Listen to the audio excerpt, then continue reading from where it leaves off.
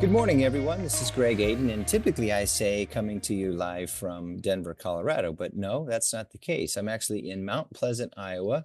And for those of you that know where Mount Pleasant is, God bless you. And if you don't, it's kind of in the southeast portion of the state. But my guest today is Steve Chandler. And Steve Chandler, to us coaches, is really a coach for coaches. And we'll talk more about Steve's illustrious career. But first, let me introduce him to you, ladies and gentlemen, Steve Chandler. And I understand you're in is this your hometown now, Birmingham, Michigan? Yes, it's Birmingham, Michigan, and there's a lot of snow today. Uh-oh. Well, keep it there if you don't mind. Yeah. Steve, a lot of people know you from the a coach's coach. You've been helping coaches. You've been coaching human beings for a long time. But give us the long or short version of why you decided to get into this line of business and what drives you today to continue to support coaches like myself. Well, I began in a company that was training corporations. So I would go into corporations and I had some courses and seminars I took into companies for a number of years. And then all of a sudden, coaching became a thing. And the companies would ask if after I gave my seminar, I would hang around and stay another day and coach their leaders or their people. And so, because they were offering money for it, I said yes, even though I didn't know how to coach. Hmm. Fortunately, I had a coach at the time, Steve Hardison, a great coach. And so I just sort of imitated him when I coached people and faked it. And after a while, coaching became even more in demand than the corporate seminars. And so I just kind of went in that direction for a number of years. And I noticed in the profession that coaches had kind of a blind spot around enrolling clients. Yeah. They knew how to coach, but how to get clients was a weakness. And it was my own weakness until my coach coached me up. So I started a little school, about 20 years ago. Stephen McGee was in it and a few other people, but it only had 9 students. And I kept that school going for a while, and I just began to coach coaches on building practices. And the school got larger. It was called the ACS, and we'd get 40 or 50 people attending every year. And then I put that online, and here I am about to retire from coaching. And I've had a really fun career coaching leaders, but also coaching coaches, like you say. Yeah. When you said coaching started to become a thing, Steve, do you remember what year that was or how many years ago? Oh boy, it must have been around 20 years ago. Okay. I remember a time when there really was no coaching. There was therapy and there was business consulting. Some businesses had consultants, but there wasn't coaching people. And it all began back when Werner Erhard put a group of sports coaches together, John Wooden and Red Auerbach and the guy who wrote The Inner Game of Tennis, Tim Galway, I think his name was. And Yeah. he said, what if we took the kind of coaching you guys do to your athletes, what if we took that out into the world? It wouldn't be psychotherapy. It would be a kind of coaching toward success. And they said, sure, it would work. We do a lot of that kind of coaching with our athletes. We don't just coach athletic technique, we coach the whole person. Sure. So Werner started a group called Transformational Technologies, and he trained a bunch of coaches. And I hired one of them to coach me. I had an advertising agency, and that's where I learned what coaching was. Yeah. That was many years ago. Yeah, you said something I've said for many years. I was involved in ICF Colorado. It's International Coach Federation of Colorado, for those of you who don't know. And that was kind of my entree. And I was receiving coaching from Stephen McGee at the time. By the way, Stephen and I went to Fort Lewis College way back in 1981. So I've known him a lot of years and consider him a dear friend. And he's my second son's godfather, by the way. Oh, So shout out to Stephen McGee, and I know he speaks very highly of Steve Harderson as well. But when I got into coaching, I recognized, or into the ICF, I recognized that there were a lot of people who thought it was therapy. They thought it was counseling, and they were kind of appeasing their clients instead of really coaching them. And so, when you hear coaches who believe they should be or want to be more like counselors and therapists, what kind of reaction do you get with that? yeah, it's innocent. They are trying their best to become useful and to help people, but they're a little confused about the power and creative potential of coaching Mm-hmm. is not to go back into the past and honor everybody's insecure feeling and try to find out where it comes from and dwell on all those personal psychological mysteries that people bring to a coaching session. And is not as effective as creating the future together Mm. from a blank page. Like I'm not as interested. If you want to go to a psychologist, you certainly can. But I'm more interested in what would you like to create with Yeah. this life of yours? And how can we create it? What kind of systems can we put into your world that would have this get created? So I agree with you, Greg. There's a misconception that coaching is kind of like psychology light or amateurish kind of psychology. I don't find it to be as effective when it tries to do that. Well, you said something that I latched onto early in my career as a coach, Stephen, and that was the whole person. You know, Yeah. I personally don't believe there's a work-life balance. I believe you have one heart, you have two eyes, you have one nose, so on and so forth. And when I ask the crowd or the group that I'm coaching to raise your hand if you have two hearts and two noses and four eyes, yeah, I get that. I get that exact response. Of course not. But yet we want to, I don't know, blame the system or the society we're in and say, oh, my work-life balance is so well, who decided to allow yourself? And the answer is in the question. And it's them. And again, real quick, your thoughts on work-life balance. Does it exist? Does it not? And if it does, why do we continue to use it as a quote unquote crutch?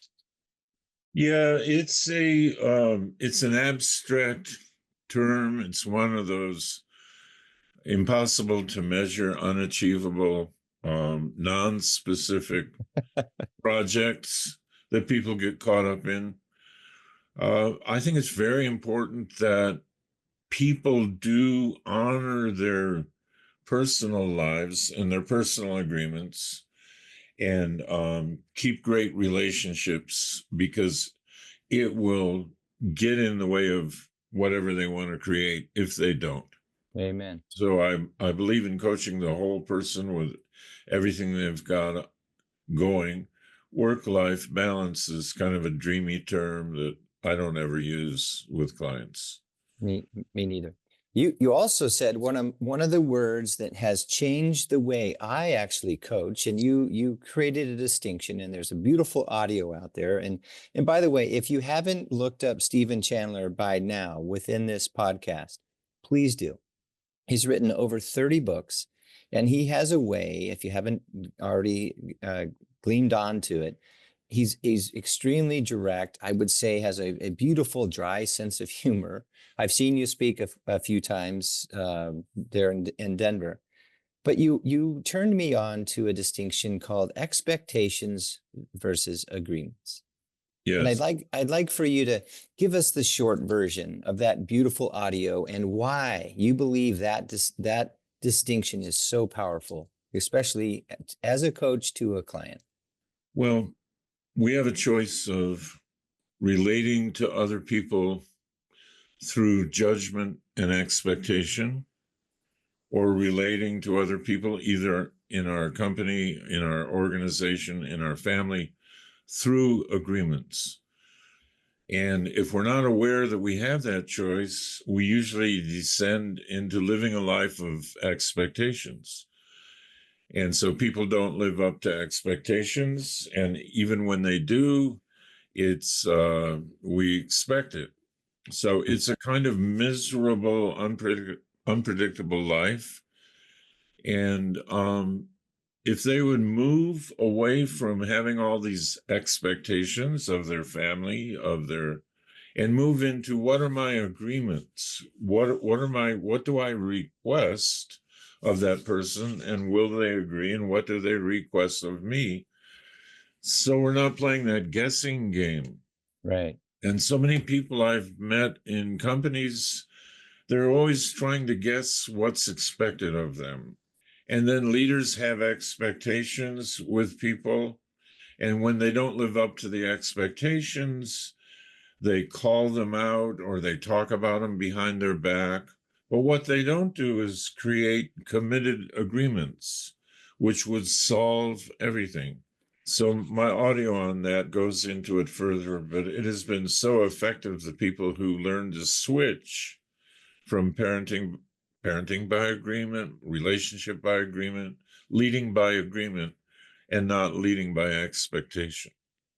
Beautiful. And you brought in another word. It's request. Yes.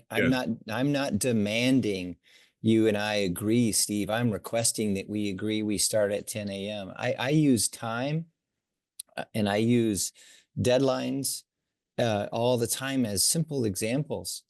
Yeah. I and I have to brag, you know, I have a son that's 13 years old, and before we lost Sam a year and a half ago, the three of us, we would talk about, do we agree that Yeah. we'll be here to eat dinner at, you know, at 7, whatever. It's simple. And I believe that the thing that you've just kind of illuminated for me was it starts with a request. Yeah. We're not pointing and yelling and telling, we're requesting, and the person can say no or yes.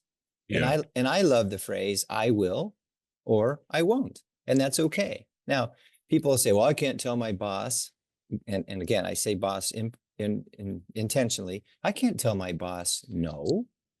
I can't tell my supervisor, my manager no. I said, but if you had a leader who was leading with by agreement, he or she would understand, I will or I won't. Now, if you won't, then when will you or how will you? I don't know. It's just a beautiful distinction that's changed the way I approach relationships, certainly, and I encourage everyone else to. What's another one of your favorite and powerful distinctions, Stephen, that you'd like to bring up during our podcast? Well, it goes right along with what you said, Greg. I work with people on the distinction between a complaint and a request. So if I'm working with a leader, and he's got someone on his team who's complaining, or maybe he or she is, I find, is complaining, I will say, okay, that's your complaint. Now, what's your request? Mhm. You're complaining that someone is showing up late for meetings. What request would you like to make of that person? So converting complaints into requests now leads to the world of agreement. But just simply complaining all the time, if my wife complains, I leave my socks on the floor, and I say, so I'm hearing a request there that I pick up the socks. And she said, well, yeah, that's a given. And I say, well, okay, that's your request. I agree. I will pick up socks. I will put them over here. I won't leave them on the floor. I understand. I appreciate you liking to keep the house organized. And so if we can convert our complaints into requests, it's a great distinction. What am I holding on to? If Yeah. I have a complaint, what's the request that I could make? I believe, well, thank you. And again, you use a great word. You're being asked to consider converting something. Yes. And Yeah. that's a choice. Right. And it could be a powerful choice, could be a game changer for a relationship. How many of your clients do you just you when you're in front of them personally or on Zoom and you just see them get it? Well, it's a beautiful moment because it's the only thing that moves coaching success forward when the penny drops and the client has an insight into something that would benefit him or her or them, you can see it. And they say, ah, yes, I can see that. I get that now. And wow, that's something I wasn't even seeing. Mm. And so the ignorance goes away.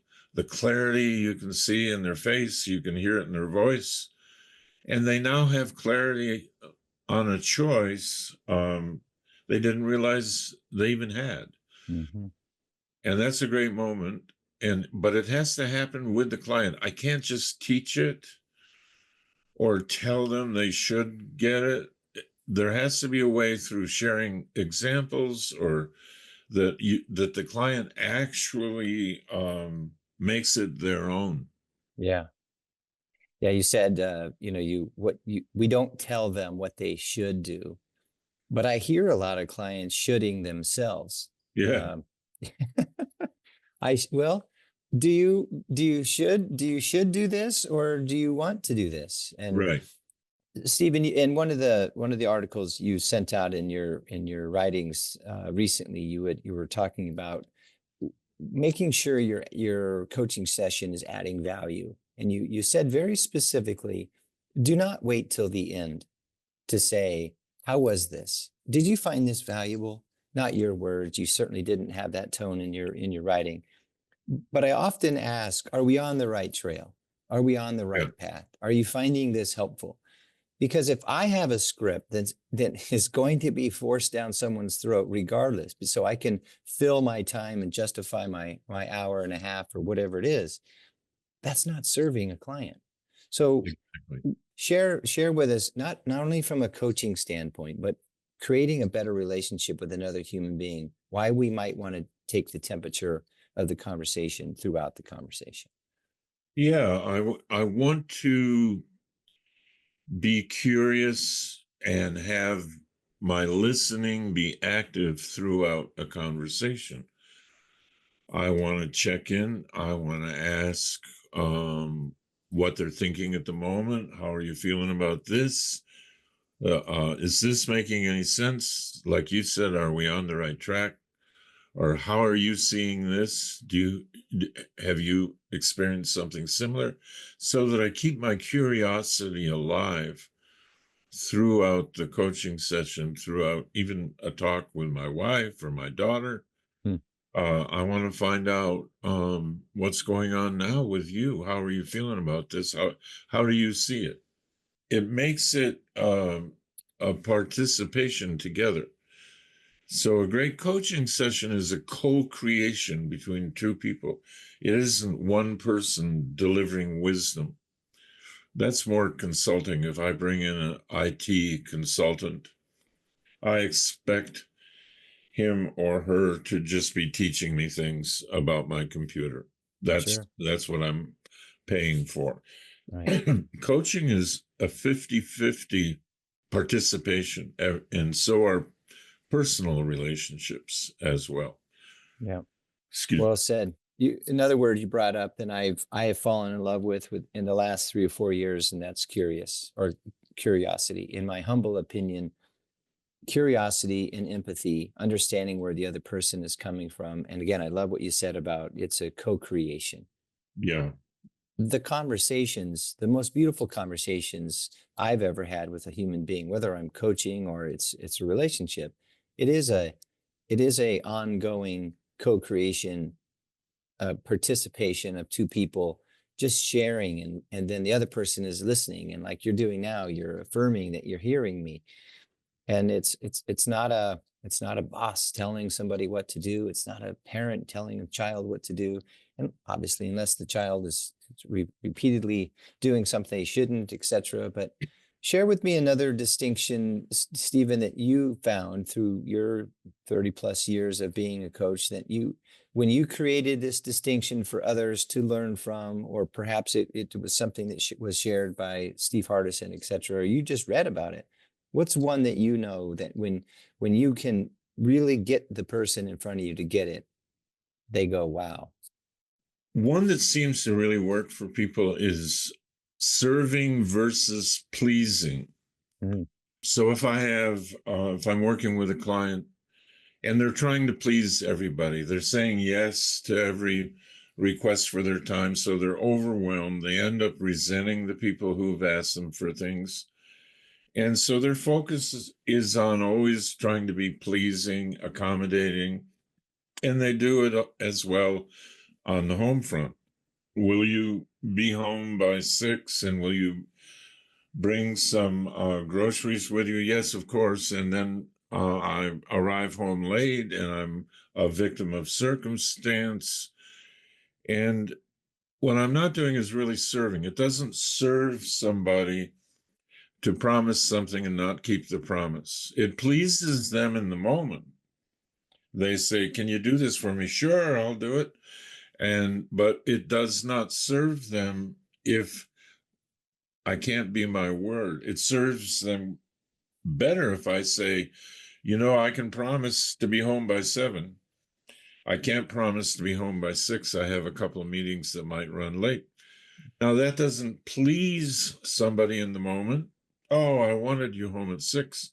But it serves them because they have accuracy, they have reality, they have truth, and they don't have some person who you can never trust anymore because he's always pleasing everybody and never living up to promises and commitments.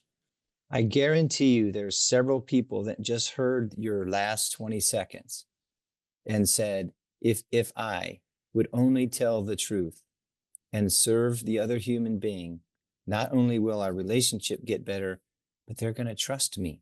Yeah. Your truth creates our trust. The other one that you may or may not be a huge fan of is, and I know Molly, a good friend of mine, also in the coaching business. It's victim versus owner, and Yeah. I love the choice word in this. And instead of me describing it, I'll comment on it later. But why do you believe understanding the distinction between victim owner is so powerful, not only in relationships, but certainly in the workplace today? Yeah. It's a recognition of my own mindset, my own pattern of thinking and relating and communicating. I can come from always being a victim of circumstance, always being a victim of other people. And I end up complaining about life all the time. We all know these people. We have them in our families, we have them at work, and they have a victimized mindset. It's a habit, it's a thought habit. It's not a flaw, it's not a permanent characteristic.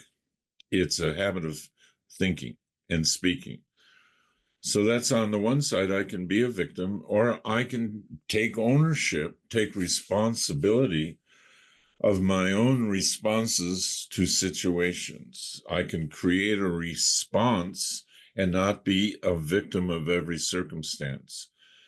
And something can occur that's unfair or unkind, but I can take full ownership. I can be an owner about how I respond and not assume that the behavior of others is creating my reaction. That's not exactly true. I have time, I have those milliseconds to take a breath and respond creatively, compassionately. I have that choice. Yeah. And that's when I realize I own my own energy, I own my own choices on how to respond to situations, and I'm not a victim of Yeah. circumstance. Beautiful. I hope that the people listening take that to heart. Not, and you say it's a habit, Yeah, and that's all it is. and so is staying up late. So is eating too much chocolate, being late. I mean, all these things we Yes. choose. We choose to be the person that we are. Steve, you mentioned before we got on air, so to speak, that you've written over 30 books. Your newest one, The Power of Systems. Can you show us the front cover of that one for us? Sure. It just came out. If you, yeah, perfect. How to create a life that works. Tell us, give us a sneak preview of what this book is about. I can guess it has something to do with systems and why they're powerful, but enlighten us. Yeah, I wrote it with my co-author, Trevor Timbeck, and we were noticing that in our coaching, whenever we helped move a client out of their psychology and into a system, they got lighter, they got more creative, they weren't so burdened down with a question about what's wrong with me, what do I have to fix in me. Mm, They moved to, we would begin it with, what system are you using? So if someone's procrastinating on a project, what system are you using to make sure the project is completed on time? And quite often you'd find that the system they're using is, I work on it when I feel like it. Now that's the system, but I'm the sorry. every system is perfect for the result it gets. That's a Mm, perfect system for not finishing a book I'm writing or a project, yeah. is to only do it when I feel like it. Now, do you want to replace that system? Now, what the client will usually say is, no, I got to figure out what's wrong with me. Why do I procrastinate? Why don't I finish it? And what we find in our coaching, let's leave that question aside and let's look at a system that you might be able to follow that would have that project be complete.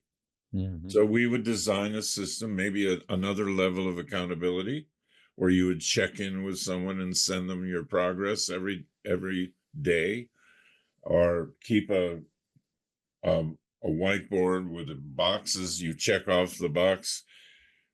But there's a system that you could use that could pull you out of all this self-referential thinking, all this what's wrong with me thinking. And so the whole book is about systems, not psychology. And we Beautiful. give lots and lots of examples of when people dwell on their psychology, they're stuck and they go around and around in a cul-de-sac of trying to figure out why I do things. And I have to heal myself or fix the broken me before any progress will be made. And we move that whole endeavor, that mental, exhausting mental activity of psychology, into action. And what actions can I take I'm not taking now? And what kind of system can I put in that will hold me accountable for taking the actions? Beautiful. And so that's what the book is about. Love it. Thank you for taking that time. And you mentioned no, it brings it in a new, perhaps a new level of accountability, and also helps understand the victim owner. It's you know, are you going to sit there and tell yourself you're not worthy, you don't have what it takes to finish this project, or are you just going to look at it in through a different lens and kind of own your your progress, own your lack of activity? And again, a lot of these distinctions, I hope you'd agree, are connected at some point. And to me, it comes down to choice. Yes. Who do you want to be around? Who do you want to be? And not saying you emulate anybody that you don't know, you don't like, but the people that you love and trust, and you see in them what a little bit of what you'd like to become. Guess what? Start working out more, get to bed earlier, start telling the truth more often. And again, I would be able to talk with you all day, Steve. I appreciate your time this morning. Is there anything you'd like to share that we haven't brought up yet? Any topic? Then, if I'm a coach or I'm a leader of an organization, I'm a leader of a team, what might you share with any of them so they would find even more value in this time together?